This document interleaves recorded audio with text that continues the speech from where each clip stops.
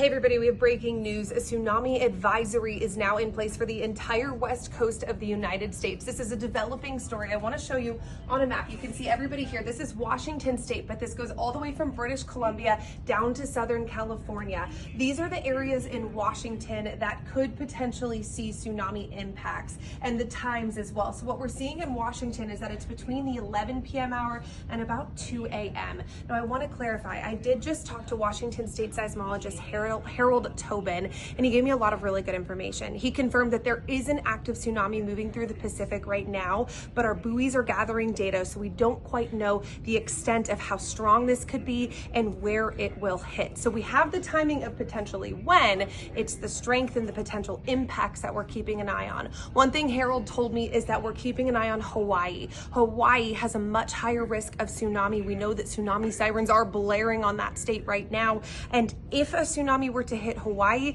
that would be around 8 p.m. Pacific Standard Time.